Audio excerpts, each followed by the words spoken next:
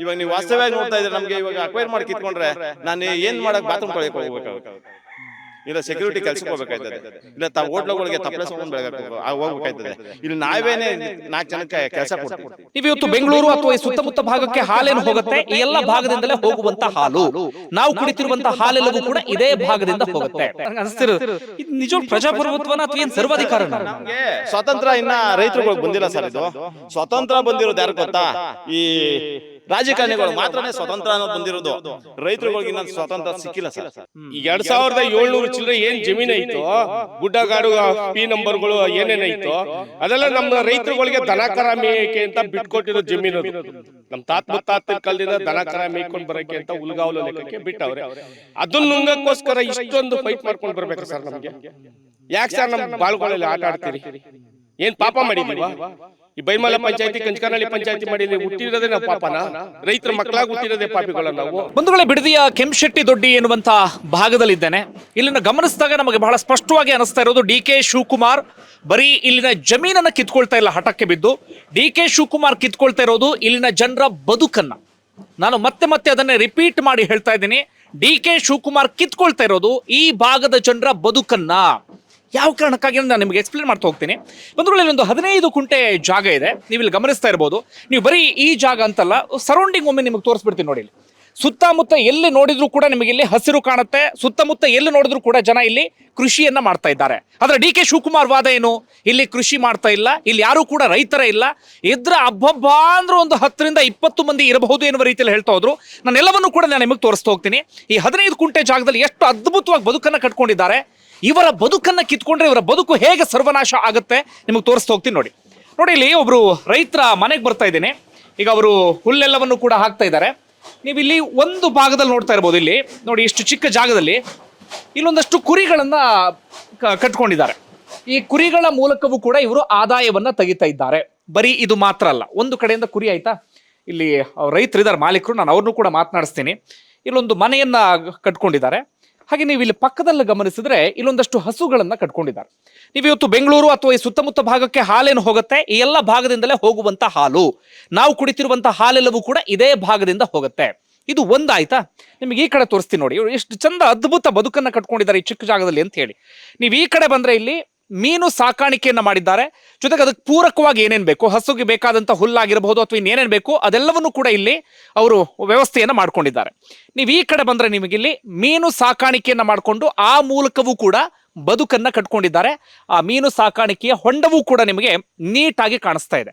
ನಾನು ಮತ್ತೊಮ್ಮೆ ಹೇಳ್ತಾ ಇದ್ದೀನಿ, ಇವರಿಗೆ ಎಕರೆಗಟ್ಟಲೆ ಜಮೀನಿಲ್ಲ ಅಥವಾ ಭಾರಿ ದೊಡ್ಡ ರೈತರೂ ಕೂಡ ಅಲ್ಲ. ಚಿಕ್ಕ ಜಾಗದಲ್ಲಿ ಇಷ್ಟು ಅದ್ಭುತವಾಗಿ ಬದುಕನ್ನ ಕಟ್ಕೊಂಡಿದ್ದಾರೆ. ಹಾಗೆ ಮತ್ತೊಮ್ಮೆ ಇನ್ನೊಂದು ವಿಚಾರ ಏನಪ್ಪಾ ಅಂದ್ರೆ, ಇದು ಕೇವಲ ಎಕ್ಸಾಂಪಲ್ ಅಷ್ಟೇ. ಈ ರೀತಿಯಾದಂಥ ರೈತರು ನಿಮಗೆ ಸುತ್ತಮುತ್ತ ಇಲ್ಲಿ ಎಲ್ಲ ಹೋದ್ರೂ ಕೂಡ ನಿಮಗೆ ಸಿಗ್ತಾ ಹೋಗ್ತಾರೆ. ನೀವು ಹಾಗೆ ಒಂಚೂರು ನಿಮಗೆ ಈ ಕಡೆ ಬಂದ್ರೆ ನಿಮಗೆ ಇಲ್ಲಿ ಡ್ರ್ಯಾಗನ್ ಫ್ರೂಟ್ ನೋಡಿ. ಅಂದ್ರೆ ಸುಮ್ಮನೆ ನಿಮಗೊಂದು ಉದಾಹರಣೆಗೆ ತೋರಿಸ್ತಾ ಇರೋದು, ಇಷ್ಟು ಚಿಕ್ಕದ್ರಲ್ಲಿ ಏನೇನೆಲ್ಲ ವ್ಯವಸ್ಥೆಯನ್ನು ಮಾಡ್ಕೊಂಡಿದ್ದಾರೆ ಅಂತೇಳಿ. ಇಲ್ಲಿ ಡ್ರ್ಯಾಗನ್ ಫ್ರೂಟ್ಸ್ ಅನ್ನು ಕೂಡ ಬೆಳೆದಿದ್ದಾರೆ. ನೀವು ಚೂರು ಆ ಕಡೆ ನೀವು ನೋಡಿದ್ರಲ್ಲಿ, ಅಂದ್ರೆ ಇವರು ಹೊಲ ಅಲ್ಲ, ಪಕ್ಕದ ಹೊಲದಲ್ಲೂ ಕೂಡ ನಿಮಗೆ ತೆಂಗಿನ ಮರಗಳ ಸಾಲು ಕೂಡ ಕಾಣುತ್ತೆ. ಹಾಗೆ ಇದಕ್ಕೆ ಪೂರಕವಾಗಿ ಏನೇನು ಬೇಕು ಅಂದ್ರೆ ಹುಲ್ಲು ಅಥವಾ ಇನ್ನೊಂದು, ಮತ್ತು ಅದನ್ನು ಕೂಡ ಮಾಡ್ಕೊಂಡಿದ್ದಾರೆ ಎಲ್ಲ ಕೂಡ ನೋಡಿದ್ರಿ. ಹಾಗೆ ಇಲ್ಲಿ ಒಳಗಡೆ ಬಂದ್ರೆ ನಿಮಗೆ ಇಲ್ಲಿ ಕೋಳಿಯನ್ನು ಕೂಡ ಸಾಕಾಣಿಕೆ ಮಾಡಿದ್ದಾರೆ, ನಾಟಿ ಕೋಳಿ. ಆ ದೃಶ್ಯವನ್ನು ಕೂಡ ಗಮನಿಸ್ತಾ ಇದ್ದೀರಿ. ನಾನು ಮತ್ತೊಮ್ಮೆ ಎಲ್ಲವನ್ನು ಕೂಡ ರಿಪೀಟ್ ಮಾಡ್ತೀನಿ. 15 ಗುಂಟೆ ಜಾಗದಲ್ಲಿ ಒಂದು ಕಡೆಯಿಂದ ಕುರಿ, ಒಂದು ಕಡೆಯಿಂದ ಹಸು, ಮತ್ತೊಂದು ಕಡೆಯಿಂದ ಮೀನು ಸಾಕಾಣಿಕೆ, ಮತ್ತೊಂದು ಕಡೆಯಿಂದ ಕೋಳಿ ಸಾಕಾಣಿಕೆ. ಈ ಮೂಲಕವಾಗಿ ತಮ್ಮ ಬದುಕನ್ನ ಅತ್ಯದ್ಭುತವಾಗಿ ಕಟ್ಕೊಂಡಿದ್ದಾರೆ. ಈಗ 15 ಕುಂಟೆ ಜಾಗಕ್ಕೆ ಡಿ ಕೆ ಶಿವಕುಮಾರ್ ಹೇಳ್ತಿದಾರಲ್ಲ, ಪರಿಹಾರ ಕೊಡ್ತೀವ್ರಿ ನಿಮಗೆ, ದುಡ್ಡು ಕೊಡ್ತೀವ್ರಿ ನಿಮಗೆ ಅಂತ ಅಹಂಕಾರದ ಮಾತನ್ನ ಹೇಳ್ತಾ ಇದ್ದಾರಲ್ಲ. ಆ ಪರಿಹಾರದ ಮೊತ್ತ 15 ಕುಂಟೆ ಜಾಗಕ್ಕೆ ಎಷ್ಟು ಸಿಗಬಹುದು? ಆ ಪರಿಹಾರದ ಮೊತ್ತ ಎಷ್ಟು ದಿನದಲ್ಲಿ ಖಾಲಿ ಆಗಬಹುದು? ಅದಾದ ಬಳಿಕ ಇವರ ಜೀವನದ ಆಧಾರ ಏನು ಅಥವಾ ಬದುಕಿನ ಆಧಾರ ಏನು?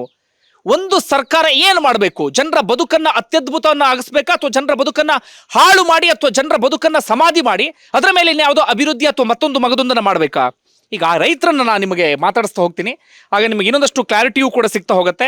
ಕೇವಲ ಇವರೊಬ್ಬರನ್ನಲ್ಲ, ನಾನು ಇಲ್ಲಿ ಸುತ್ತಮುತ್ತ ಇರುವಂತ ಎಲ್ಲರನ್ನೂ ಕೂಡ ಮಾತನಾಡಿಸ್ತಾ ಹೋಗ್ತೀನಿ. ಒಂದು ರೀತಿಯಲ್ಲಿ ಗ್ರೌಂಡ್ ಚೆಕ್ ರೀತಿಯಲ್ಲಿ ಮಾಡ್ತಾ ಹೋಗೋಣ.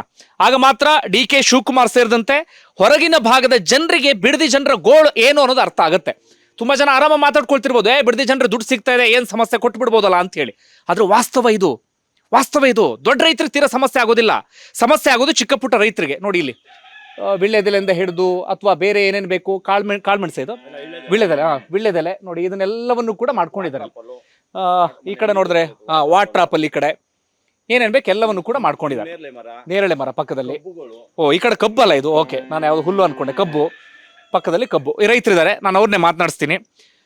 ಡಿ ಕೆ ಶಿವಕುಮಾರ್ ಹೇಳ್ತಿದ್ದಾರೆ ಇಲ್ಲಿ ಯಾರು ರೈತರೇ ಇಲ್ಲ, ಯಾರು ಕೃಷಿನೇ ಮಾಡ್ತಿಲ್ಲ, ಯಾರೋ ಒಂದು 20 ಜನ ಮಾಡ್ತಿರ್ಬೋದು ಅಂತ ಅವ್ರು ಒಂದು ವಾದ. ಅದಾದ ಬಳಿಕ ಡಿ ಕೆ ಶಿವಕುಮಾರ್ ಇನ್ನೊಂದು ವಾದ ಅಂದ್ರೆ ಇಲ್ಲ 80% ರೈತರು ಒಪ್ಕೊಂಡಿದ್ದಾರೆ, ನಮ್ಮ ಹತ್ರ ಬಂದಿದ್ರು ಅಂತ. ಹೋಗಿದ್ರ ಡಿ ಕೆ ಶಿವಕುಮಾರ್ ಹತ್ರ ನೀವು? ಹೋಗಿದ್ವಿ, ನಮಗೆ ನ್ಯಾಯ ಕೊಡಿಸಿ ಅಂತ ಹೋಗಿದ್ವಿ. ಡಿ ಕೆ ಶಿವಕುಮಾರ್ ಅವ್ರು ಯಾವ ರೀತಿ ಹೇಳ್ತಾ ಇದ್ದಾರೆ ಅಂದ್ರೆ ಉಲ್ಟಾ ಹೇಳ್ತಾ ಇದ್ದಾರೆ.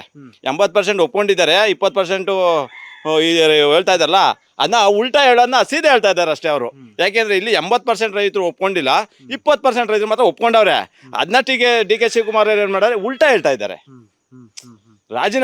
ರಾಜ್ಯದ ಜನತೆಗೆ ಗೊತ್ತಿಲ್ಲ, ಇಲ್ಲಿನ ವಾಸ್ತವ್ಯ ಏನು ಅನ್ನೋದು ಗೊತ್ತಿಲ್ಲ. ತಿಳ್ಕೊಳ್ಳಿ, ಒಪ್ಕೊಬಿಟ್ಟವ್ರೇನೋ, ಎಲ್ಲಾರು ತಿಳ್ಕೊಬಿಟ್ಟವ್ರೆ. ಕರ್ನಾಟಕ ಜನ ಹಂಗೆ ತಿಳ್ಕೊಂಡಿರೋದು. ವಾಸ್ತವ್ಯವಾಗಿ ಸ್ಥಳೀಯರು ನಾವು ಏನಿದ್ದೀವಿ ಇಲ್ಲಿಗೆ ವಾಸ್ತವ್ಯ ಏನೋ ನಮ್ಗೆ ಗೊತ್ತು. 80% ರೈತರು ಒಪ್ಕೊಳ್ಳಿಲ್ಲ, 20% ಮಾತ್ರ ರೈತರು ಒಪ್ಕೊಂಡವ್ರು ಸರ್. ಓಕೆ, ನಂದು ಇನ್ನೊಂದು ಪ್ರಶ್ನೆ ಅಂದ್ರೆ, ಈಗ ಡಿ ಕೆ ಶಿವಕುಮಾರ್ ಅವರು ಇಲ್ಲಿ ಕನಕಪುರ ಭಾಗದವ್ರು, ಬಹಳ ದೂರ ಏನಿಲ್ಲ. ನನ್ನ ಪ್ರಕಾರ ನಾನು ಅರ್ಥ ಮಾಡ್ಕೊಂಡಂಗೆ ಡಿ ಕೆ ಶಿವಕುಮಾರ್ಗೆ ರೈತರು ಅಂದ್ರೆ ಯಾರು ಅಂತ ಗೊತ್ತಿರಬೇಕಿತ್ತು. ರೈತರು ಅಂದ್ರೆ ಒಂದು ಸ್ಪಷ್ಟವಾಗಿ ಅವ್ರಿಗೆ ನೀಟಾಗಿ ಗೊತ್ತಿರಬೇಕಿತ್ತು. ಅವ್ರ ತಂದೆನೂ ಕೂಡ ಕೃಷಿ ಮಾಡ್ಕೊಂಡಿದ್ದವರು, ಇವ್ರು ನಾನು ಕೃಷಿಕ ಅನ್ನೋ ಮಾತನ್ನ ಹೇಳ್ತಾರೆ. ಬಟ್ ನೀವು ಇಷ್ಟೆಲ್ಲ ಮಾಡಿದಿರಿ, ಇಲ್ಲಿ ಕುರಿ ಸಾಕ್ತಿದ್ದೀರಿ, ಹಸು ಸಾಕ್ತಾ ಇದ್ದೀರಿ, ಹಣ್ಣುಗಳೆಲ್ಲವನ್ನು ಕೂಡ ಬೆಳೆದಿರಿ, ಆದ್ರೆ ಅವ್ರ ಪ್ರಕಾರವಾಗಿ ನೀವ್ಯಾರು ಕೃಷಿಕರೇ ಅಲ್ಲಲ್ಲ, ರೈತರೇ ಅಲ್ಲ ನೀವು. ಸರ್ ಅವ್ರು ಹೇಳ್ತಾರೆ ಏನೇ ಒಂದು ಕೇಳ್ಬೇಕಾದ್ರು ಅವ್ರಿಗೆ ಕೇಳೋಕ್ಕೂ ನನಗದೆ. ನಮ್ಮ ರೈತರು, ನಾನು ಅವ್ರಿಗೆ ಬೋದ್ರೂ ಅವ್ರು ನಮ್ಮ ರೈತರು, ನಂಬಾಗೋದು ರೈತರು ಅಂತಾರೆ. ಖಂಡಿತ ಅವರು ನಂಬಾಗೋದು ರೈತೆ. ಡಿ ಕೆ ಶಿವಕುಮಾರ್ ನಂಬಾಗ್ದವ್ರೆ, ಅವರು ನಮ್ಮವರೇ, ನಾವಿಲ್ಲ ಅಂತ ಹೇಳಲ್ಲ. ಆದರೆ ಇಲ್ಲಿನ ಸ್ಥಳೀಯ ರೈತರ ಪರಿಸ್ಥಿತಿ ಅವ್ರಿಗೆ ಗೊತ್ತಿಲ್ಲ. ಇಲ್ಲಿನ ಸ್ಥಳೀಯ ಏನು ಇಲ್ಲಿ ರೈತರು ಕಷ್ಟ ಅದೇ ಅನ್ನೋದು ಡಿ ಕೆ ಶಿವಕುಮಾರ್ ಅವ್ರಿಗೆ ಗೊತ್ತಿಲ್ಲ. ಗೊತ್ತಿದ್ರೆ ಅವರು ಈ ಮಾತಾಡೋಕ್ಕಿಲ್ಲ. ಅವರು ಬಂದು ಒಂದು ಇಲ್ಲಿನ ವಾಸ್ತವ್ಯ ಏನು ಅಂತ ಒಂದು ವೀಕ್ಷಣೆ ಮಾಡಿ ನೋಡಿದ್ರೆ ಅವ್ರಿಗೆ ಗೊತ್ತಾಗುತ್ತೆ ಇಲ್ಲಿ ಸಮಸ್ಯೆ ರೈತರುಗಳಿಗೆ ಹೆಂಗದೆ ಅಂತ. ಬರಳು ಭೂಮಿ ಅಂತಾರಲ್ಲ ಸರ್, ನೋಡಿ ಸರ್, ಏನು ಈ ನಮ್ಮ ಯಾಲಕ್ಕಿ ಇದೆ, ಯಾಲಕ್ಕಿನೂ ಬೆಳೆದಿದ್ದೀನಿ, ಇಂಥದ್ದಿಲ್ಲ ಅನ್ನೋಗಿಲ್ಲ. ನಮ್ಮ ತೋಟದಲ್ಲಿ 10-15 ಥರ ಹಣ್ಣಿನ ಗಿಡ ಇದೆ. ಬರಳು ಭೂಮಿನ ಸರ್ ಇದು? ಇದೆಲ್ಲ ನಮ್ಮ ಬದುಕಲ್ವಾ? ನಮಗೆ ಇದೇ ಜೀವನ, ಇದೇ ನಮ್ಮ ಬದುಕು, ಜೀವನಾಂಶ ಎಲ್ಲ ನಮ್ಗೆ ಇದೆ. ಇದು ಬಿಟ್ರೆ ನಮಗೆ ಬೇರೆ ಕಸುವು ಗೊತ್ತಿಲ್ಲ. ನನ್ನ ಪ್ರಕಾರ ನಿಮ್ಮ ಬದುಕನ್ನು ಸರ್ವನಾಶ ಮಾಡಿ, ನಿಮ್ಮ ಬದುಕನ್ನು ಸಮಾಧಿ ಮಾಡಿ, ಆ ಸಮಾಧಿ ಮೇಲೆ ಯಾವ ದೊಡ್ಡ ಮಹಲ್ ಕಟ್ಟ ಕೊಟ್ಟಿದ್ದಾರೆ ಇವರು. ಸರ್ ಇದು ಗ್ರೇಟರ್ ಬೆಂಗಳೂರಲ್ಲ, ರೈತರ ಸಮಾಧಿ ಮೇಲೆ ಕಟ್ತಾ ಇರೋ ಬೆಂಗಳೂರು. ಗ್ರೇಟರ್ ಬೆಂಗಳೂರು ಅಂತ ಏನೇ ಸಿಕ್ಕರೋ ಹಂಗಿಕ್ ಬರ್ದಾಗಿತ್ತು ಇವರು. ಈ ರೈತರ ಸಮಾಧಿ ಮೇಲೆ ಕಟ್ಟಕ್ಕೆ ಹೊರಟಿರುವಂತ ಒಂದು ಬೆಂಗಳೂರು ಇದು ಸರ್. ಸರ್ ನಿಮ್ಮ ಪ್ರಕಾರ ಈಗ ಅಂದಾಜು ನಿಮಗೊಂದು 15 ಗುಂಟೆ ಜಾಗ ಇದೆ. ಈಗ ಡಿ ಕೆ ಶಿವಕುಮಾರ್ ಸೇರಿ ಎಲ್ಲರೂ ಹೇಳೋದೇನಪ್ಪ ಅಂದ್ರೆ ನಿಮಗೆ ಕೋಟಿ ಪರಿಹಾರ ಕೊಡ್ತೀವಿ, ನಿಮಗೆ ಸೈಟ್ ಕೊಡ್ತೀವಿ, ಮತ್ತೊಂದು ಕೊಡ್ತೀವಿ ಅಂತೇಳಿ. ನೀವು ಪರಿಹಾರ ಅಂತ ಕೊಟ್ಟರೆ ಏನು ಸಿಗ್ಬೋದು? ಆ ಪರಿಹಾರದಲ್ಲಿ ನಿಜವಾಗ್ಲೂ ನೀವು ಬದುಕು ಕಟ್ಕೊಳ್ಳೋಕೆ ಸಾಧ್ಯನಾ? ಯಾಕೆ ಈ ಪ್ರಶ್ನೆ ಕೇಳ್ತೀನಿ ಅಂದ್ರೆ, ಬಿಡದಿ ಆಚೆಗಿನ ಜನರಿಗೆ ಅರ್ಥ ಆಗಲಿ ಅನ್ನೋ ಕಾರಣಕ್ಕಾಗಿ ತುಂಬ ಜನ ಯೋಚನೆ ಮಾಡ್ತಿರ್ತಾರೆ, ಹೌದಲ್ಲ ಪರಿಹಾರ ಕೊಡ್ತಾರೆ ಕೋಟಿ ಅಂತೆ, ಆರಾಮಾಗಿ ಕೊಟ್ಟು ಹೋಗ್ಬೋದಲ್ಲ ಅಂತೇಳಿ. ವಾಸ್ತವ ಏನು ಸರ್? ಸರ್ ವಾಸ್ತವ ಏನು ಅಂದ್ರೆ ಅವ್ರು ಕೊಡ್ತಾವ್ರ ಕೋಟಿ ಅದೇನು ಇಲ್ಲಿಗೆ ಹೆಚ್ಕಾರ್ಕೊಂಡ್ಲಲ್ಲ. ನಮ್ಗೆ 2 ಕೋಟಿ ಅಂದ್ರೆ ಇಲ್ಲಿ ನಾವು ಬೆಲೆನೇ ಜಾಸ್ತಿ ಇದೆ, ಅದೇ ನಮ್ಗೆ ಬೆಲೆ ಬೇಡ. ಬಟ್ ವಾಸ್ತವ್ಯ ಏನು 10 ಎಕರೆ 20 ಎಕರೆ ಮಾಡಿರೋನು ಎಲ್ಲೋ ದುಡ್ಡು ತಗೋತಾನೆ, ಎಲ್ಲೋ ಸೈಟ್ ಕೊಡ್ತಾನೆ. ವಾಸ್ತವ್ಯವಾಗಿ 1 ಎಕರೆ 2 ಎಕರೆ ಮಾಡಿಕೊಂಡಿರೋಂಥ ನಮ್ಮಂಥ ಬಡ ರೈತರು ಎಲ್ಲಿಗೆ ಹೋಗ್ಬೇಕು, ಏನು ಮಾಡ್ಬೋದು? ಇವತ್ತೆಲ್ಲ ಕಡೆನೂ ಜಮೀನು ರೈಟು ಸೈಟು ಹೆಚ್ಕೊಂಡು ಕೂತಿದೆ. ನೀವು ಹೇಳಿದ್ರೆ ನಾನು ವಾಸ್ತವ್ಯ ನಾನೇ ಹೇಳ್ತೀನಿ, ಇದು ನಾನು 15 ಗುಂಟೆ ಹೋದ್ರೆ ಒಂದೇ ಒಂದು ಸೈಟು ತಗೊಳಕ್ಕಾಗಲ್ಲ. ನಿಮ್ಗೆ ಗೊತ್ತಿರ್ಬೋದು. ಇಲ್ಲಿ ನೀವು ನೋಡ್ತಾ ಇದ್ದೀನಿ, ಬದುಕನ್ನ ನಾನು ಹೆಂಗ್ ಕಟ್ಕೊಂಡಿದ್ದೀನಿ, ನಾನು ಹೆಂಗ್ ಜೀವನ ಮಾಡ್ತಾ ಇದ್ದೀನಿ, ನೆಮ್ಮದಿಯಾಗಿದ್ದೀವಿ. ಬಾಬಾ ಮನುಷ್ಯ ಬದುಕಕ್ಕೆ ಇಷ್ಟೇ ಬೇಕು ನಮಗೆ ಅಂತಲ್ಲ, ನಮ್ಗೆ ಸಾಕು 15 ಗುಂಟೆಯಲ್ಲಿ ಅಕ್ಕಪಕ್ಕ ಜಮೀನು ಇರ್ತವೆ, ಮಾಡ್ಕೊಂಡು ಯಾರ ಜಮೀನು ಹತ್ರ ಜೀವನ ಮಾಡ್ತೀವಿ. ಇವಾಗ ಇದನ್ನೇ ಕಿತ್ಕೊಬಿಟ್ರೆ ಇದು ನನ್ನ ಒಬ್ಬನ ಸಮಸ್ಯೆ ಅಲ್ಲ ಸರ್. ಈ ಭಾಗದಲ್ಲಿ ನೂರಾರು ರೈತರ ಸಮಸ್ಯೆ, ಸಾವಿರಾರು ರೈತರ ಸಮಸ್ಯೆ. ಆಮೇಲೆ ನಮ್ಮ ಭಾಗದಲ್ಲಿ ಸಾವಿರಾರು ಕುಟುಂಬ ಭೂಮಿ ಇಲ್ದಿರ ಹಸು ಕರು ಆಡು ಕುರಿ ಮೇಯಿಸ್ಕೊಂಡು ಸಾವಿರಾರು ಕುಟುಂಬ ಬದುಕ್ತಾ ಇದೆ. ಅವರೆಲ್ಲ ಎಲ್ಲಿಗೆ ಹೋಗ್ಬೇಕು ಸರ್? ಅವ್ರು ಹೇಳೋದು ನಿಮ್ಗೆ ಏನು ಇಲ್ದೇ ಇರೋರಿಗೆ ಒಂದು ಸೈಟ್ ಕೊಡ್ತೀವಿ, ಏನು ಇಲ್ಲ ಅಂದ್ರೆ ಸೈಟ್ ಕೊಡ್ತೀವಿ. ಸೈಟ್ ಕೊಡ್ತೀರಾ, ಅವ್ರ ಬದುಕೆ ಹೆಂಗ್ ಕಟ್ಕೊಡ್ತೀರಾ? ಜೀವನಕ್ಕೆ ಆಧಾರ ಏನು? ಜೀವನದ ಆಧಾರ ಏನು? ಇವತ್ತು ಹಸು ಕಟ್ಕೊಂಡು ಜೀವನ ಮಾಡ್ತಾರೆ, ಎಲ್ಲ ವಯಸ್ಸಾಗಿರೋರು ನಮ್ಮ ಊರಲ್ಲಿ ಸುಮಾರು ಜನ ಇದ್ದಾರೆ. ಅವ್ರಿಗೆ ನೀವು ಸೈಟ್ ಕೊಡ್ಬೋದು, ಇನ್ನು 10 ವರ್ಷಕ್ಕೋ 20 ವರ್ಷಕ್ಕೋ. ಅವ್ರಿಗೆ ಬದುಕೇನು? ಅವ್ರ ಮುಂದಿನ ಭವಿಷ್ಯ ಹೆಂಗೆ, ಅವ್ರು ದುಡಿಯೋದು ಹೆಂಗೆ, ತಿನ್ನೋದು ಹೆಂಗೆ ಸರ್? ಅಲ್ಲ, ಮತ್ತೊಂದು ವಾಸ್ತವ ವಿಚಾರ ಅಂದ್ರೆ, ಈ ಭೂಮಿ ಈಗ ಡೆವಲಪ್ಮೆಂಟ್ ಆಯ್ತು ಅಂತ ಇಟ್ಕೊಳ್ಳಿ, ಇದು ನೀವೀಗ ಕೊಟ್ಟು ಹೋಗ್ತೀರಿ ಅಂತಾನು ಇಟ್ಕೊಳ್ಳಿ. ಕೊಟ್ಟು ಹೋಗಿ ಆದ್ಮೇಲೆ ಇದೇ ಜಮೀನ್ ನೀವು ಕೊಂಡ್ಕೊಳ್ಬೇಕು ಅಂದ್ರೆ ನಿಮ್ಗೆ ಇದನ್ನ ಹತ್ರ ಬರಕ್ ಹೋಗಲ್ಲ. ಈ ಜಮೀನಿಗೆ ನಿಮ್ದೇ ಜಮೀನು, ಅಲ್ಲಿ ನಿಂತ್ಕೊಳಕ್ ಹೋಗಲ್ಲ ಸರ್. ಏನಾರು ಅಕ್ವೈರ್ ಮಾಡ್ಬಿಟ್ರು ನಮ್ಮ ಮಕ್ಳು ಮೊಮ್ಮಗಳ ಕಾಲಕ್ಕೆ ಬಂದು ಅಲ್ಲಿ ನಮ್ಮ ಜಮೀನ್ ಇತ್ತು ನೋಡಪ್ಪ ಹೆಂಗ್ ಬಿಲ್ಡಿಂಗ್ ಅದೇ ಅಂತ ನನ್ನ ಮಕ್ಳು ಬಂದು ನಮ್ಗೆ ಬೈಬೇಕು. ನಮ್ಮ ಅಪ್ತಿರ ಅವತ್ತು ಉಳ್ಸ್ಕೊಂಡಿದ್ರೆ ನಾವು ಹಿಂಗಿರೋ ಅಂತ ನನ್ನ ಮಕ್ಳು ಮೊಮ್ಮಕ್ಳು ಮಕ್ಳು ಬಂದು ಬೈಬೇಕಾಯ್ತದೆ, ನಾವು ನಿಂತ್ಕೊಂಡು ಅಯ್ಯೋ ನಮ್ಮ ಜಮೀನು ಐತಲ್ಲ ಅಂತ ಕೊರಗಬೇಕಾಯ್ತದೆ ಸರ್. ಅಜೋಲ ಸರ್ ಅದು ಹಸುಗೆ ಹಾಕ್ಬೋದು, ಮೀನ್ಗೆ ಹಾಕ್ಬೋದು, ಆಡು ಕುರಿಗೆ ಹಾಕ್ಬೋದು, ಪ್ರೋಟೀನ್ ಜಾಸ್ತಿ ಇದೆ. ನಾವು ಮೀನ್ ಬಳಸ್ತೀನಿ ಅದು. ಸರ್ ಈಗ ತಿಂಗಳಿಗೆ ಅಂದಾಜು ಎಷ್ಟಿರ್ಬೋದು ಸರ್ ನಿಮ್ ದುಡಿಮೆ? ಸರ್ ಹಾಲಿನಿಂದ 40,000 ಇದೆ.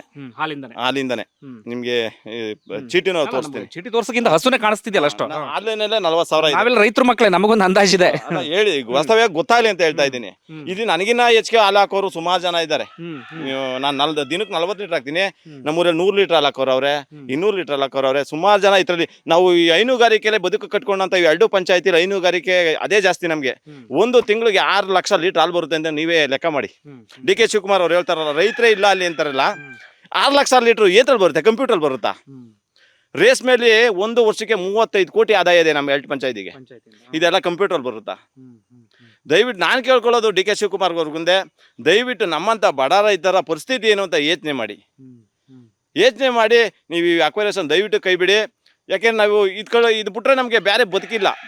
ಇವಾಗ ನೀವು ವಾಸ್ತವ್ಯವಾಗಿ ನೋಡ್ತಾ ಇದ್ರೆ ನಮಗೆ ಇವಾಗ ಅಕ್ವೈರ್ ಮಾಡಿ ಕಿತ್ಕೊಂಡ್ರೆ ನಾನು ಏನು ಮಾಡಕ್ಕೆ ಬಾತ್ರೂಮ್ ತೊಳೆಯಕ್ಕೆ ಹೋಗ್ಬೇಕಾಗುತ್ತೆ, ಇಲ್ಲ ಸೆಕ್ಯೂರಿಟಿ ಕೆಲ್ಸಕ್ಕೆ ಹೋಗ್ಬೇಕಾಯ್ತದೆ, ಇಲ್ಲ ಹೋಟ್ಲುಗಳಿಗೆ ತಪ್ಪಲೆ ಸಾಮಾನು ಬೆಳಗಕ್ಕೆ ಹೋಗ್ಬೇಕಾಯ್ತದೆ. ಇಲ್ಲಿ ನಾವೇನೇ 4 ಜನಕ್ಕೆ ಕೆಲಸ ಕೊಡ್ತೀವಿ.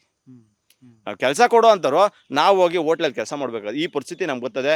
ದಯವಿಟ್ಟು ಡಿ.ಕೆ. ಶಿವಕುಮಾರ್ ಅವರು ಯೋಚನೆ ಮಾಡಿ ನಮ್ಮಂಥ ರೈತರು ಬದುಕಕ್ಕೆ ಬಿಡಿ. ನಾವು ಇಲ್ಲಿ ಸಾವಿರಾರು ಜನ ರೈತರು ನನ್ನ ಪರಿಸ್ಥಿತಿಲಿದ್ದಾರೆ. ನೀವು ಅವ್ರನ್ನೂ ನೋಡಿ, ನೀವು ಯಾರೋ ಕುಳುವಂತರು ನೋಡಬೇಡಿ, ದುಡ್ಡು ಮಾಡಿರೋ ಜಮೀನ್ದಾರರು ನೋಡಬೇಡಿ. ನಮ್ಮಂಥ ಬಡ ರೈತರ ಪರಿಸ್ಥಿತಿನೂ ಅರ್ಥ ಮಾಡ್ಕೊಳ್ಳಿ. ದಯವಿಟ್ಟು ಕೇಳ್ಕೊತೀನಿ, ನಮ್ಮಂಥವ್ರು ಬದುಕಾಕ್ಬಿಡಿ. ಈ ಸರ್ಕಾರದ ಕಡೆಯಿಂದ ಯಾರಾದ್ರು ಪ್ರತಿನಿಧಿಗಳು ಆ ಥರ ಏನಾದ್ರು ಬಂದು ನಿಮ್ಮನ್ನು ಕನ್ವಿನ್ಸ್ ಮಾಡೋದು ಅಥವಾ ನಿಮ್ಮ ಜಮೀನಿಗೆ ಬಂದು ನೋಡೋದು ಕೇಳೋದು ಅಂಥದ್ದೇನಾದ್ರು ಆಗಿದೆಯಾ? ಒಂದು ಸಾರಿನೂ ಆಗಿಲ್ಲ ಸರ್. ಒಂದು ಗ್ರಾಮ ಸಭೆ ಆಗಿಲ್ಲ. ಗ್ರಾಮ ಸಭೆ ಅಂತ ಮಾಡಬೇಕು ಅಕ್ವೈರ್ಗೆ. ಇವರು ಒಂದು ಗ್ರಾಮ ಸಭೆ ಮಾಡಿದ್ರು. ಎಲ್ಲ ಏಕಾಏಕಿ ಅಲ್ಲೇ ಎಲ್ಲಿ AC ರೂಮ್ ಮೇಲೆ ಕೂತ್ಕೊಂಡು ಅವರೇ ಬರ್ದು ಎಲ್ಲ ಮಾಡಿದೀವಿ ಅಂತ ಅಲ್ಲೇ ಬರ್ದು. ಇಲ್ಲಿನ ಭಾಗದವರು ಸ್ವಲ್ಪ ಜನ ರೈತರಿದ್ದಾರೆ, ಅವ್ರ ಜೊತೆಗೆ ಸೇರಿಸ್ಕೊಂಡು ಒಳಗೆ AC ರೂಮ್ ಮೇಲೆ ಕೂತ್ಕೊಂಡು ಎಲ್ಲ ರೈತರು ಸಭೆ ಮಾಡವ್ರೆ, ರೈತರು ಒಪ್ಕೊಬಿಟ್ಟವ್ರೆ ಅಂದ್ಬಿಟ್ಟು ಎಲ್ಲ ಅಲ್ಲೇ AC ರೂಮ್ ಮೇಲೆ ಎಲ್ಲ ಫೈಲೇ ರೆಡಿ ಮಾಡ್ಬಿಟ್ಟಿದ್ದಾರೆ. ನನಗೆ ಅನಿಸ್ತಿರೋದು ಇದು ನಿಜವಾಗ್ ಪ್ರಜಾಪ್ರಭುತ್ವನ ಅಥವಾ ಏನು ಸರ್ವಾಧಿಕಾರನ? ನಮಗೆ ಸ್ವಾತಂತ್ರ್ಯ ಇನ್ನ ರೈತರುಗಳಿಗೆ ಬಂದಿಲ್ಲ ಸರ್. ಇದು ಸ್ವಾತಂತ್ರ್ಯ ಬಂದಿರೋದು ಯಾರು ಗೊತ್ತಾ? ಈ ರಾಜಕಾರಣಿಗಳು ಮಾತ್ರನೇ ಸ್ವಾತಂತ್ರ್ಯ ಅನ್ನೋದು ಬಂದಿರೋದು. ರೈತರುಗಳಿಗೆ ಇನ್ನೂ ಸ್ವಾತಂತ್ರ್ಯ ಸಿಕ್ಕಿಲ್ಲ ಸರ್. ಖಂಡಿತ ನಮಗೆ ಸ್ವಾತಂತ್ರ್ಯ ಅನ್ನೋದು ಇನ್ನೂ ಸಿಕ್ಕಿಲ್ಲ. ರಾಜಕಾರಣಿಗಳು ಮಾತ್ರ ನಮ್ಮ ಇಂಡಿಯಾದಲ್ಲಿ ಸ್ವತಂತ್ರ ಸಿಕ್ಕಿರೋದು. ಇವ್ರು ನೋಡಿದ್ರೆ ಏನು ನಂಗೆ ಅರ್ಥನಾಗ್ತಿಲ್ಲ. ಇಲ್ಲಿ ಬಿಡದಿಲ್ಲ ಬಂದರೆ ಇಲ್ಲಿ 9,000 ಎಕರೆ ತಗೋತೀವಿ, ಆ ಕಡೆ ಆನೆಕಲ್ ಹೋದ್ರೆ ಅಲ್ಲಿ 2,500 ಎಕರೆ ತಗೋತೀವಿ, ಈ ಕಡೆ ದೊಡ್ಡಬಳ್ಳಾಪುರ ಬಂದ್ರೆ ಅಲ್ಲಿ 2,100 ಎಕರೆ ತಗೋತೀವಿ. ಯಾವ ರೈತರನ್ನ ಕೇಳಲ್ಲ, ನಾವು ಬೇಕು ಕೊಡಿ.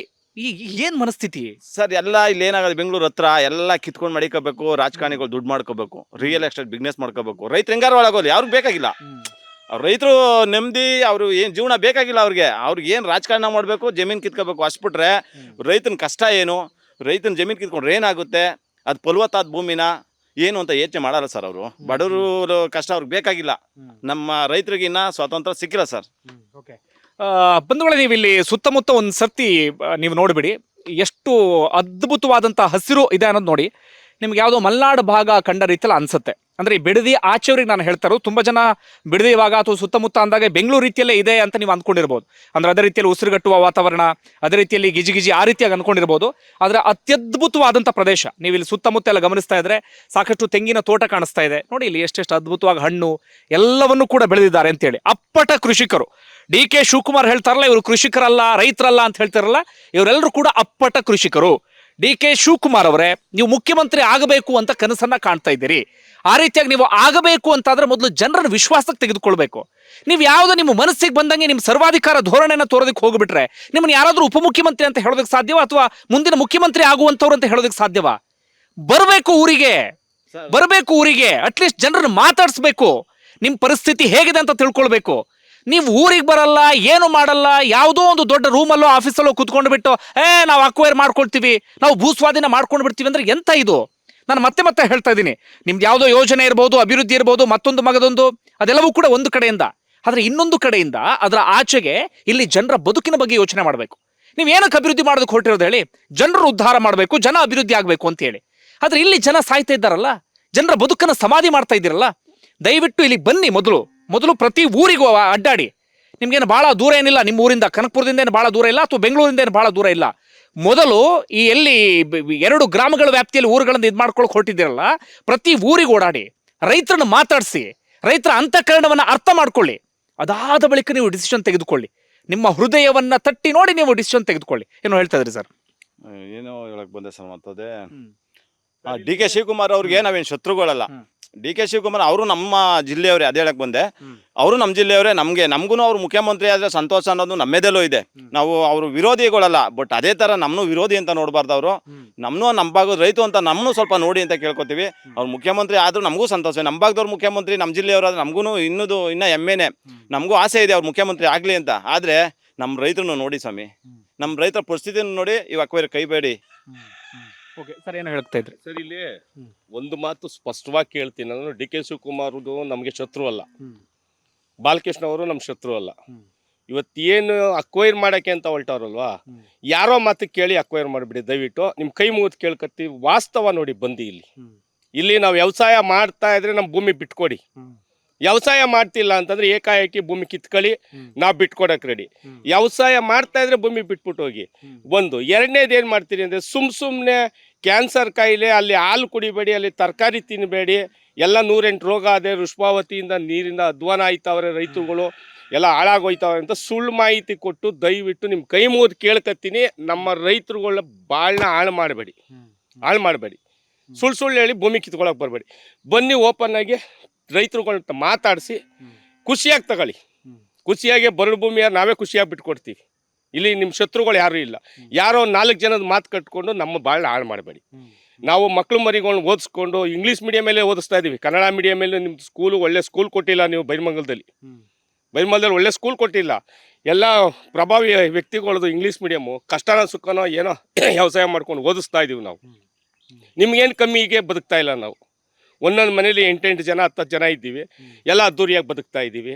ಇಲ್ಲಿ ನಿಮ್ಗೆ ಏನು 2400 ಎಕರೆ ಗೋಮಾಳ ಅದನ್ನ ನುಂಗಕ್ಕೋಸ್ಕರ ರೈತರುಗಳು ಭಾಳ ಹಾಳು ಮಾಡಬೇಡಿ. ರೈತರು ಭೂಮಿ ಮಾತೆತ್ತಿದ್ರೆ ಅದು ಇವ್ರದ್ದು ತಿಮ್ಮೇಗೌಡ್ರದ್ದು 1000 ಚಿಲ್ಲರೆ ಜಮೀನು ಹೇಳ್ತಾ ಇದ್ರಿ, ಅದು ರೈತರ ಭೂಮಿ ಅಲ್ಲ, ಕಮರ್ಷಿಯಲ್ ಭೂಮಿ. ಫ್ಯಾಕ್ಟ್ರಿಗೆ ತೊಗೊಂಡಿದ್ರು ಅವರು, ಫ್ಯಾಕ್ಟ್ರಿಗೆ ಗುಡಿ ಹಾಕ್ಕೊಂಡಿದ್ರು, 1000 ಎಕರೆ ತೊಗೊಂಡಿದ್ದೀರಿ.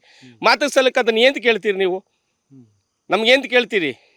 ಅವ್ರು ಮಾಡಿದ್ರು ಇವ್ರು ಮಾಡಿದ್ರು ಅಂತ ಏನು ಕೇಳ್ತೀರಿ? ಅವರೆಲ್ಲ ಮಣ್ಣು ತಿನ್ಬಿಟ್ಟವ್ರೆ, ನೀವು ಯಾಕೆ ಮಣ್ಣು ತಿಂತೀರಿ? ಬಿಟ್ಬಿಡಿ, ನೀವು ಬಿಟ್ಕೊಟ್ಬಿಡಿ. ಗೋಮಾಳದ ಹೇಳ್ತಾ ಇದ್ರಿ, ಇಂಚೂರು ವಿಸ್ತೃತವಾಗಿ ಹೇಳ್ಬೋದು. ಅಂದ್ರೆ ಆ 2000 ಎಕರೆ ಗೋಮಾಳ ಇದೆ, ಸರ್ಕಾರಿ ಜಮೀನಿದೆ. ಖಾಸಗಿ ಭೂಮಿ ಅಂತ ಬಂದ ಒಂದು 6000 ಎಕರೆ ಅದನ್ನ ಅಕ್ವೈರ್ ಮಾಡ್ಕೊಳಕ್ ನಿಮ್ಮೆಲ್ಲರನ್ನ ಬದುಕನ್ನ ಬಲಿ ಹೋಯ್ತಾ ಇರೋದು. ಈ 2700 ಚಿಲ್ಲರೆ ಏನ್ ಜಮೀನ್ ಐತೋ, ಗುಡ್ಡಗಾಡು ಪಿ ನಂಬರ್ಗಳು ಏನೇನೈತೋ ಅದೆಲ್ಲ ನಮ್ಮ ರೈತರುಗಳಿಗೆ ದನಕರ ಮೇಯಕ್ಕೆ ಅಂತ ಬಿಟ್ಕೊಟ್ಟಿರೋ ಜಮೀನದು. ನಮ್ಮ ಮುತ್ತಾತರ ಕಾಲದಿಂದ ದನಕರ ಮೇಯ್ಕೊಂಡು ಬರೋಕ್ಕೆ ಅಂತ ಹುಲ್ಗಾವಲು ಲೆಕ್ಕಕ್ಕೆ ಬಿಟ್ಟವ್ರೆ. ಅದನ್ನ ನುಂಗಕ್ಕೋಸ್ಕರ ಇಷ್ಟೊಂದು ಫೈಟ್ ಮಾಡ್ಕೊಂಡು ಬರ್ಬೇಕಾ ಸರ್ ನಮಗೆ? ಯಾಕೆ ಸರ್ ನಮ್ಮ ಬಾಳುಗಳಲ್ಲಿ ಆಟ ಆಡ್ತೀರಿ? ಏನು ಪಾಪ ಮಾಡಿದೀವಾ? ಈ ಬೈಮಲ ಪಂಚಾಯತಿ, ಕಂಚಕನಹಳ್ಳಿ ಪಂಚಾಯತಿ ಮಾಡಿ ಹುಟ್ಟಿರೋದೇ ನಾವು ಪಾಪನಾ? ರೈತರ ಮಕ್ಕಳಾಗಿ ಹುಟ್ಟಿರೋದೇ ಪಾಪಿಗಳ ನಾವು? ನಮ್ಮ ಮಕ್ಕಳುಗಳು ನಿಮ್ಮ ಥರನೇ ಬೆಳೆಯಲ್ವಾ? ಈಗ ನೀವು ಮಾಡ್ತಾ ಇರೋದೆಲ್ಲ ನಮ್ಮ ಕಣ್ಣಲ್ಲಿ ನಮ್ಮ ಮಕ್ಕಳುಗಳು ನೋಡ್ತಾ ಇಲ್ವಾ? ನಾವು ಯಾಕೆ ರಾಜಕಾರಣಿಗಳು ಆಗ್ಬಾರ್ದು, ನಾವು ಯಾಕೆ ರೌಡಿಗಳು ಆಗ್ಬಾರ್ದು, ನಾವು ಯಾಕೆ ಕಳ್ಳರಾಗ್ಬಾರ್ದು ಅಂತ ಮುಂದೆ ನಮ್ಮ ಮಕ್ಕಳುಗಳಿಗೂ ರೋಷತ್ತಲ್ವಾ? ಅವ್ರ ಮೈಯಲ್ಲಿ ಹೊರಿತಾ ಇರೋದು ಅದೇ ಬ್ಲಡ್ ಅಲ್ವಾ? ಈಗ ನಮ್ಮ ಅಪ್ತಿರಿಗೆ ಇಷ್ಟೊಂದು ಹಿಂಸೆ ಕೊಡ್ತಾವ್ರೆ ಅಂತ ಮಕ್ಕಳು ಮರಿ ನೋಡಲ್ವಾ? ಈಗ ನೀವು ಮಾತೆತ್ತರೆ ಸಿದ್ದರಾಮಯ್ಯನಿಗೆ ನಿಮ್ಮವ್ವ ಧೂಳೆ ತುಯ್ತಾಳೆ ಅಲ್ವಾ ಸ್ವಾಮಿ? ನನ್ನ ಮಗನಿಗೆ ಮುಖ್ಯಮಂತ್ರಿ ಕೊಡಲಿಲ್ಲ, ಮುಖ್ಯಮಂತ್ರಿ ಕೊಡಲಿಲ್ಲ ಅಂತ ಧೂಳೆ ಎತ್ತುತ್ತಾಳೆ. ರೈತರು ಭಾಳ ಯಾಕೆ ಹಾಳು ಮಾಡ್ತೀವಿ? ರೈತರು ಭಾಳ ಹಾಳು ಮಾಡಿ ರೈತರುಗಳು ಧೂಳೆ ಎತ್ತು ನೀನು ಉಳಿತೀಯಾ? ಇನ್ನೊಂದು ಬಹಳ ಆತಂಕ ಅಂದ್ರೆ, ಒಂದು ಸರ್ತಿ ಏನಾದ್ರು ಕೃಷಿಕರಿಂದ ಈ ಜಮೀನ್ ಕೈ ತಪ್ಪಿ ಹೋಯ್ತು ಅಂದ್ರೆ ಮತ್ತೆ ಈ ಭೂಮಿಲಿ ಯಾವತ್ತೂ ಕೃಷಿ ಮಾಡೋಕ್ಕಾಗಲ್ಲ. ಇನ್ಯಾವತ್ತೂ ಇದು ಕೃಷಿಕರಿಗೆ ಸಿಗಕ್ಕೆ ಸಾಧ್ಯನೇ ಇಲ್ಲ. ಈ ನಾನು ಯಾವಾಗಲೂ ನಾನು ಬೇರೆ ಬೇರೆ ಕಡೆಗಳಲ್ಲಿ ಹೋದಾಗಲೂ ಅದೇ ಹೇಳ್ತಾ ಇರೋದು, ಈ ಜಮೀನ್ ಏನೋ ಮಾಡಿದ್ರು, ಅಭಿವೃದ್ಧಿ ಮಾಡಿದ್ರು, ಯಾರೋ ಉತ್ತರ ಭಾರತವ್ರು ಬಂದು ಹೋಗ್ತಾರೆ, ಉತ್ತರ ಭಾರತವ್ರು ಬಂದು ಇಲ್ಲಿ ಸೆಟ್ಲ್ ಆಗ್ತಾರೆ. ಆಕ್ಚುಲಿ ಬೇಸಿಕ್ ಇದ್ದಿದ್ದು ನಮ್ಮ ಕರ್ನಾಟಕದವ್ರದ್ದು, ನಮ್ಮ ಕೈಯಿಂದ ಜಮೀನೇ ತಪ್ಪೋಗ್ಬಿಡ್ತೀವಿ. ಹೌದು, 100% ಸತ್ಯ ಸ್ವಾಮಿ. ಈಗ ನಾನು ಇಲ್ಲಿ ಹೇಳಕ್ ಬರ್ತೀನಿ ಅಂದ್ರೆ, ಇವ್ರ ತಂದೆ ಆಗ್ಬೋದು, ನಮ್ಮ ತಂದೆ ಆಗ್ಬೋದು. ಈಗ ಇವ್ರ ತಂದೆ ಆಗಿರ್ಬೋದು, ನಮ್ಮ ತಂದೆ ಆಗಿರ್ಬೋದು, ಎಲ್ಲ ರೈತರು ಮಕ್ಳು ತಲಾಂತದಿಂದ ರೈತರುಗಳಾಗೇ ಬಂದಿರೋರು. ನಮ್ಮ ತಂದೆ ನನಗೆ ಬಿಟ್ಕೊಟ್ಟಾಗ 30 ತೆಂಗಿನ ಮರ ಇತ್ತು, ಬರೀ 30 ತೆಂಗಿನ ಮರ ಇತ್ತು ನಮ್ಮ ತಂದೆ ನನಗೆ ಬಿಟ್ಕೊಟ್ಟಾಗ. ಇವತ್ತು ನಾನು, ನನ್ನ ಫ್ಯಾಮಿಲಿ, ನನ್ನ ಅಣ್ಣ ತಮ್ಮದಿರು ಎಲ್ಲ ಒಟ್ಟಾಗಿ ಸೇರಿ 400 ತೆಂಗಿನ ಮರ ಅದೇ ನಂದು. ಅಭಿವೃದ್ಧಿ ಆಗಿಲ್ಲ ಅಂದ್ರೆ ಇನ್ಯಾವ ಥರ ಅಭಿವೃದ್ಧಿ ಆಗಬೇಕು? ನಮ್ಮಪ್ಪ ಬಿಟ್ಕೊಟ್ಟಾಗ ಬರೀ 60 ಅಡಿ 40 ಅಡಿ ಮನೆ ಇತ್ತು, ಈಗ 100-150 ಅಡಿ ಮನೆ ಮಾಡಿದ್ದೀನಿ. ಬದುಕ್ತಾ ಇಲ್ವಾ ನಾವು? ಓದಿಲ್ಲ ಬರ್ದಿಲ್ಲ ಸ್ವಾಮಿ, ನನ್ನ ಮಕ್ಳು ಮರಿನ ಓದಿಸ್ತಾ ಇದ್ದೀನಿ. ಅಭಿವೃದ್ಧಿ ಮಾಡಿ ಬೇಡ ಅಂತ ಹೇಳ್ತೀವೋ? ಒಳ್ಳೆ ಆಸ್ಪತ್ರೆ ಕಟ್ಸಿ. ಈಗ ಒಳ್ಳೆ ಆಸ್ಪತ್ರೆ ಬೈರ್ಮಲ್ದಲ್ಲಿ ಕೊಟ್ಟಿದ್ದೀರಿ, ಒಂದು ಡಾಕ್ಟ್ರನ್ನ ಕೊಟ್ಟಿಲ್ಲ ನಮಗೆ. 24 ಗಂಟೆ ಸರ್ವಿಸ್ ಇಲ್ಲ. ಒಂದು ಒಳ್ಳೆ ಗೌರ್ಮೆಂಟ್ ಸ್ಕೂಲ್ ಕೊಡಿ, ಒಳ್ಳೆ ರೋಡ್ ಕೊಡಿ. ಈಗ ನಿಮ್ಮ ಮಾತಾಡ್ತಾರೆ ಋಷಭಾವತಿ ಎಲ್ಲ ಗಲೀಜಾಗ್ಬಿಟ್ಟದೆ ಅಂತ ಹೇಳ್ತಾ ಇದ್ದೀರಲ್ಲ, ಕ್ಲೀನ್ ಮಾಡಿಕೊಡಿ ಸ್ವಾಮಿ. ನಿಮ್ಮ ಮನೆ ಪ್ರತಿ ಒಂದು ಮನೇಲೂ ನಿಮ್ಮ ಫೋಟೋ ಮಾಡಿಕೊಂಡು ಪೂಜೆ ಮಾಡ್ತೀವಿ, ಮಾಡಿಕೊಡಿ ನಮಗೆ. ಡೈರೆಕ್ಟಾಗಿ ಹೇಳ್ತಾ ಇದ್ದೀನಿ. ನಾನು ಹೇಳಿ ಕೇಳಿ ಏನು ರಾಜಕೀಯದವನಲ್ಲ, ನಾನು ರಾಜಕೀಯದವನಲ್ಲ. ನನ್ನ ಹೆಸರು ಪಾಣಿ ತೊಗೊಳ್ಳಿ, ನಾನು ವ್ಯವಸಾಯ ಮಾಡ್ತಾ ಇದ್ದೀನಿ ಇಲ್ವಾ ಅಂದ್ಬಿಟ್ಟು ನಿಮ್ಮ ಟಿ ವಿ ಮುಖಾಂತರನೇ ಹೇಳ್ತೀನಿ, ನಿಮ್ಮ ಇದರಿಂದನೇ ಕೇಳ್ಕೊತಾ ಇದ್ದೀನಿ. ನಾವು ವ್ಯವಸಾಯದವರ ಅಲ್ವಾ ಅಂತ ಓಪನ್ ಆಗಿ ಬಂದು ನೋಡಿ. ಅಲ್ಲ, ಡಿ ಕೆ ಶಿವಕುಮಾರ್ ಸೇರಿ ರಾಜಕಾರಣಿಗಳು ನಿಮ್ಮ ಅಭಿವೃದ್ಧಿ ಬೇಡ, ನೀವು ಆಸ್ಪತ್ರೆ ಮತ್ತೊಂದು ಅಂದ್ರಲ್ಲ, ನಿಮ್ಮ ಅಭಿವೃದ್ಧಿ ಅವ್ರಿಗೆ ತಲೆಲೇ ಇಲ್ಲ. ಅವ್ರು ಇನ್ಯಾರೋ ಕರ್ಕೊಂಡು ಬರಬೇಕು, ಇನ್ಯಾರ್ದೋ ಅಭಿವೃದ್ಧಿ ಮಾಡಕ್ ಕೊಟ್ಟಿದ್ದಾರೆ ಅವರು. ನಿಮ್ಮ ಬದುಕನ್ನು ನಾಶ ಮಾಡ್ತೀರಿ, ನಿಮ್ಮ ಬದುಕನ್ನು ಸಮಾಧಿ ಮಾಡ್ತಾ ಇದ್ದಾರೆ. ಸರ್, ಏನು ಹೇಳ್ತಾ ಇದ್ರಿ? ಸರ್, ಇಲ್ಲಿ ನಮಗೆ ನೀರೊಂದು ಸೋರ್ಸು ಬಹಳ ಚೆನ್ನಾಗಿದೆ. ಇಲ್ಲಿ ಸಾವಿರಾರು ಬೋರ್ ಇದೆ ನಮ್ಮ 2 ಪಂಚಾಯತಿಲಿ, ಎಲ್ಲ 80 ಅಡಿ ನೀರು ಬಿದ್ದಿರವೆ. ಕೆಲವು ಕಡೆ ನೀವು ನೋಡ್ಬೋದು 2000 ಅಡಿ 3000 ಅಡಿ ಕೊಡಿಸ್ತಾರೆ. ನಮ್ಗೆ ಬರೀ 80 ಅಡಿಗೆ ನೀರು ಸಿಗುತ್ತೆ. ಆಮೇಲೆ ಮಲೆನಾಡು ಭಾಗ ನಾವೇ 1000 ಅಡಿ ಮೇಲೆ ಹೋಗಿದ್ದೀವಿ. ಇವತ್ತು ಬಂದು ನಾನು ಬೋರ್ ಇದೆ, ಬೇರೆ 4 ಲಂತ್ ಬಿಟ್ಟಿದ್ದೀನಿ. 80 ಅಡಿ ನೀರು ಹೊಡಿತಾ ಇದೆ, 7 ವರ್ಷ ನೀರು ಹೊಡಿತಾ ಇದೆ ಅಂತ ನೀರಿನ ಸೋರ್ಸ್ ಇದೆ. ಆಮೇಲೆ ಇನ್ನೊಂದೇನು, ನಮಗೆ ಋಷಭಾವತಿ ಕೆರೆ ಹತ್ರ ಇರೋದ್ರಿಂದ, ಈ ಕಡೆ ಸುವರ್ಣಮುಖಿ ನದಿ ಇರೋದ್ರಿಂದ ನಮಗೆ 5 ವರ್ಷ ಮಳೆ ಇಲ್ಲದೆ ಹೋದ್ರು ನಮ್ಮ ನೀರು ಕೋರ್ಸು ಕಮ್ಮಿ ಆಗಲ್ಲ. ನಮ್ದು ಇವಾಗ ನೀವು ಏನು ಈ ಗ್ರೀನರಿ ನೋಡಿದಿರೋ 5 ವರ್ಷ ಬಿಟ್ಕೊ ಬಂದ್ರು ಇದೇ ತರ ಇರುತ್ತೆ. ಅಷ್ಟು ನೀರು ಕೋರ್ಸು ನಮ್ಗಿದೆ, ನೀರಾವರಿ ಚೆನ್ನಾಗಿದೆ. ಒಂಥರ ಮಲೆನಾಡು ಹೆಂಗಿದೆಯೋ ಹಂಗೆ ನಾವು ಇದ್ದೀವಿ ಸರ್. ಇಲ್ಲಿ ನೀರಿನ ಕೋರ್ಸ್ ಬಹಳ ಚೆನ್ನಾಗಿದೆ. ನೀವು ಒಂದ್ಸರಿ ಎಲ್ಲ ಹೋಯ್ತಿರಲ್ಲ ನೋಡಿ, ಈ ಕಡೆ ಏರಿಯಾ ಹೆಂಗಿದೆ. ನಮ್ಗೆ 5 ವರ್ಷ ಮಳೆ ಇಲ್ದೇವ್ರು ನಮ್ಗೆ ಬರ ಅಂತ ಅನ್ಸಲ್ಲ ಸರ್. ಇದರಲ್ಲಿ ನಾನು ಎಲ್ಲಾರ್ಗು ಟೋಟಲ್ ಆಗಿ ಕೇಳ್ತೀನಿ. ನಾನು ಮಲೆನಾಡು ಎಲ್ಲದೇ ಗೊತ್ತಿಲ್ಲ. ನಾನು ಹುಟ್ಟಿರೋ ಜಾಗನೇ ದೇವಸ್ಥಾನ, ನಾನು ಹುಟ್ಟಿರೋ ಜಾಗನೇ ಮಲೆನಾಡು. ನನಗೆ ಅರಿತಾ ಇರೋದು ಋಷಭಾವತಿ. ಕುಡಿದದ್ದು ಫಸ್ಟ್ ನನ್ನ ಎತ್ತುತ್ತಾಯಿ ಹಾಲು, ಈಗ ಕುಡಿತಾ ಇರೋದು ಋಷಭಾವತಿ. ಅದನ್ನು ನೀವು ಅಚ್ಚುಕಟ್ಟು ಮಾಡಿಕೊಡಿ, ಈ ಭೂಮಿನ ಉಳಿಸ್ಕೊಡಿ. ನಮಗಿನ್ನು ಯಾವುದು ಏನು ಬೇಡ, ನಮಗೆ ನಿಮ್ಮ ಹಣಕಾಸು ಏನು ಬೇಡ ಸ್ವಾಮಿ. ನಾವು ದುಡಿತೀವಿ, ನಾವು ಸಂಪಾದನೆ ಮಾಡ್ತೀವಿ, ನಮ್ಮ ಜೀವನ ನಾವು ಕಟ್ಕೊಂಡಿದ್ದೀವಿ. ನಮ್ಮ ಮಕ್ಳು ಮರಿ ನಾವು ಸಾಕ್ತಾ ಇದ್ದೀವಿ, ನಮ್ಮ ಮಕ್ಳು ಮರಿನ ನಿಮ್ಮ ಮನೆ ಬಾಕ್ಲಿಗೆ ಯಾವತ್ತೂ ನಾವು ಏನಕ್ಕೂ ಕಳಿಸಿಲ್ಲ. ಯಾವುದಾನ ಒಂದು ಕಾಯಿಲೆ ಇದೆ, ಬನ್ನಿ ಆಸ್ಪತ್ರೆಗೆ ಬನ್ನಿ, ಒಂದು ಲೆಟ್ರ್ ಕೊಡಿ ಅಂತ ನಿಮ್ಮ ಹತ್ರಕ್ಕೆ ಬಂದಿಲ್ಲ. ಇಷ್ಟು ಕೇಳ್ತೀನಿ. ಈ ಬಾಲಕೃಷ್ಣ ಅವ್ರಾಗ್ಬೋದು, ನಮ್ಮ ಡಿ ಕೆ ಶಿವಕುಮಾರ್ ಆಗ್ಬೋದು, ಇಲ್ಲ ಸುರೇಶ್ ಆಗ್ಬೋದು, ಯಾರನ ಪುಣ್ಯಾತ್ಮರು ಗೆದ್ದೋಗಿ 3 ವರ್ಷ ಆಗದೆ ಸತ್ತಿದ್ದೀರಾ ಬದುಕಿದ್ದೀರಾ ಅಂತ ಕೇಳಲಿಲ್ಲ. 4 ಜನ ವ್ಯವಸಾಯ ಮಾಡ್ತಾರೆ ಅಂತ ಹೇಳ್ತೀರಲ್ಲ, ನಿಮ್ಮ ದೇವ್ರು ನಿಜವಾಗ್ಲೂ ಒಳ್ಳೇದು ಮಾಡ್ತಾನ? ನಿಮ್ಮ ಅಕ್ಕನೇ ನೋಡಿಲ್ವಲ್ಲ ಸ್ವಾಮಿ, ನಾವು ಗೆದ್ದೋದ್ಮೇಲೆ ನೀವು ನಿಮ್ಮ ಅಕ್ಕಗಳೇ ನೋಡಿಲ್ವಲ್ಲ. ಯಾವತ್ತು ಎಲ್ಲಿ ಕೂತ್ಕೊಂಡು ಮಾತಾಡಿದ್ದೀರಿ ನೀವು? ಎಲ್ಲಿ ಕೂತ್ಕೊಂಡು ಮಾತಾಡಿದ್ದೀರಿ? ಎಲ್ಲಿ ಕರೆದಿದ್ದೀರಿ? ಒಬ್ಬ ರೈತನ ಡೈರೆಕ್ಟಾಗಿ ನೀವು ಕರೆದು ಗದ್ದೆ ತಕ್ಕ ಬಂದು ಮಾಡಿದ್ದೀನಿ ಅಂತ ಹೇಳ್ರಿ. ಪಾಪ ಪುಣ್ಯಾತ್ಮರು ಮಾಧ್ಯಮದವ್ರು ಬಂದು ನಮ್ಮ ಗದ್ದೆ ತೇವರಿಗಳನ್ನೆಲ್ಲ ತಿರುಗ್ತಾವ್ರೆ. ವ್ಯವಸಾಯ ಮಾಡ್ತಾವ್ರ ರೈತರುಗಳ ಅಲ್ವಾ ಅಂದ್ಬಿಟ್ಟು ಪುಣ್ಯಾತ್ಮರು ಮಾಧ್ಯಮದವ್ರಿಗೂ, ಆ ಪುಣ್ಯಾತ್ಮದವ್ರಿಗೆ ಕೈ ಎತ್ತು ಮುಗಿತೀನಿ. ಎಲ್ಲ ಥರ ಜನ, ಎಲ್ಲ ರೈತರುಗಳು ನಮ್ಗೆ ಸಪೋರ್ಟ್ ಕೊಡಲಿ, ಆ ಮಾಧ್ಯಮದವ್ರಿಗೆ ದೇವ್ರು ಒಳ್ಳೇದು ಮಾಡಲಿ. 100ಕ್ಕೆ 100 ಹೇಳ್ತಾ ಇದ್ದೀನಿ. ಆ ಪುಣ್ಯಾತ್ಮರು ತಿರುಗ್ತಾ ಇರುವಂಗೆ ಈ ರಾಜಕಾರಣಿಗಳಿಗೆ ತಿರುಗಿದ್ದಿದ್ರೆ ನಾವು ಚೆನ್ನಾಗೇ ಬದುಕ್ತಿದ್ದೋ ಸ್ವಾಮಿ. ಡಿ ಕೆ ಶಿವಕುಮಾರ್ ಅವರೇ, ನಿಮಗೆ ಊರಿಗೆ ಬರೋದಕ್ಕೆ ಟೈಮ್ ಇಲ್ಲದೆ ಇರಬಹುದು. ನೀವು ಇಲ್ಲಿ ಕೃಷಿಕರು ಇಲ್ಲ ಅಂತ ಹೇಳ್ತಾ ಇದ್ದೀರಿ. ಸಾಧ್ಯ ಆದರೆ ಈ ವಿಡಿಯೋಗಳನ್ನು ಗಮನಿಸಿ. ಬರೀ ನಮ್ಮ ಚಾನಲ್ದಂತಲ್ಲ, ಬೇರೆ ಬೇರೆ ಮಾಧ್ಯಮದವರು ಕೂಡ ಬರ್ತಾ ಇದ್ದಾರೆ. ಅವರ ವಿಡಿಯೋಗಳನ್ನು ಗಮನಿಸಿ, ನಿಮ್ಗೆ ಗೊತ್ತಾಗತ್ತೆ. ನೀವು ಹೇಳ್ತಿದ್ರಲ್ಲ 10 ರಿಂದ 20 ರೈತರು ಇರ್ಬೋದು ಅಂತ. ಎಷ್ಟು ರೈತರಿದ್ದಾರೆ ನಾನು ತೋರಿಸ್ತಾ ಹೋಗ್ತೀನಿ. ನಾನು ನಿಮಗೆ ಈಗ ಒಂದಿಬ್ಬರನ್ನ ಮಾತನಾಡ್ಸದ್ನಲ್ಲ, ಇವರು ಬದುಕರ ತೋರಿಸದ್ನಲ್ಲ, ಈಗ ಊರಿನ ಮುಂದೆ ಹೋಗ್ತೀನಿ ನಾನು. ಎಷ್ಟು ರೈತರಿದ್ದಾರೆ, ಎಷ್ಟು ಕೃಷಿ ಮಾಡ್ತಾ ಇದ್ದಾರೆ, ಎಷ್ಟರ ಮಟ್ಟಿಗೆ ಇವರು ಆಕ್ರೋಶಿತಗೊಂಡಿದ್ದಾರೆ, ಇವರ ಬದುಕನ್ನು ನೀವು ಹೇಗೆ ಸರ್ವನಾಶ ಮಾಡ್ತಿದ್ದೀರಿ ತೋರಿಸ್ತಾ ಹೋಗ್ತೀನಿ. ನಾನು ಮತ್ತೆ ಅದನ್ನೇ ಹೇಳೋದೆಲ್ಲ ರಾಜಕಾರಣಿಗಳಿಗೆ. ಇನ್ನೊಬ್ಬರ ಬದುಕನ್ನು ಸರ್ವನಾಶ ಮಾಡಿ, ಇನ್ನೊಬ್ಬರ ಅನ್ನದ ತಟ್ಟೆಯನ್ನು ಕಿತ್ಕೊಂಡು ನೀವು ಹೆಂಗೆ ನೆಮ್ಮದಿಯಾಗಿ ನಿದ್ರೆ ಮಾಡ್ತೀರಿ? ಬನ್ನಿ ಮುಂದಿನ ಊರುಗಳನ್ನು ನೋಡೋಣ.